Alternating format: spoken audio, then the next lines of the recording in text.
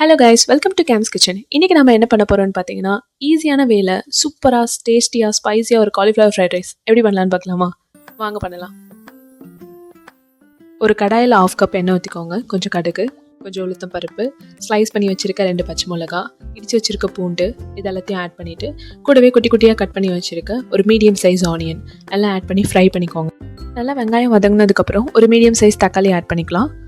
தக்காளி பிடிக்கலன்னா நீங்கள் ஆட் பண்ண வேண்டாம். அதுக்கப்புறம் நல்லா வெங்காயம் நல்லா ஃப்ரை ஆனதுக்கப்புறமே நான் கொஞ்சம் பீன்ஸ் ஆட் பண்ணிக்கிறேன்.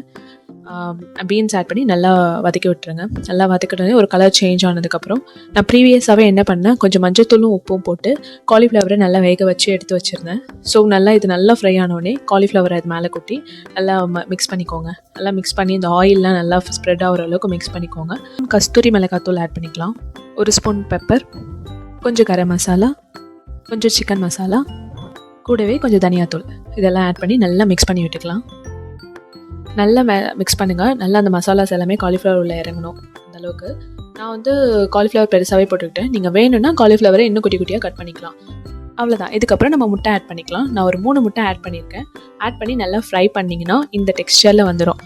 இதுக்கப்புறம் நீங்கள் வந்து ரைஸ் ஆட் பண்ணிக்கலாம். நீங்கள் பாஸ்மதி ரைஸ் கூட யூஸ் பண்ணிக்கலாம். நான் நார்மல் ரைஸ் தான் யூஸ் பண்ணுறேன். ரைஸ் ஆட் பண்ணிவிட்டு நல்லா மிக்ஸ் பண்ணி விட்டுக்கோங்க. மிக்ஸ் பண்ணிவிட்டு நம்ம சர்வ் பண்ணலாம். அவ்வளோதான். ஃபைனல் லுக் இப்படி தான் இருக்கும். ரொம்பவே சூப்பரான டேஸ்டியான காலிஃப்ளவர் ஃப்ரைட் ரைஸ். நீங்களும் மறக்காமல் ட்ரை பண்ணி பார்த்துட்டு எப்படி இருக்குன்னு கமெண்ட்ஸில் சொல்லுங்கள். தேங்க்யூ ஃபார் வாட்சிங். Bye bye.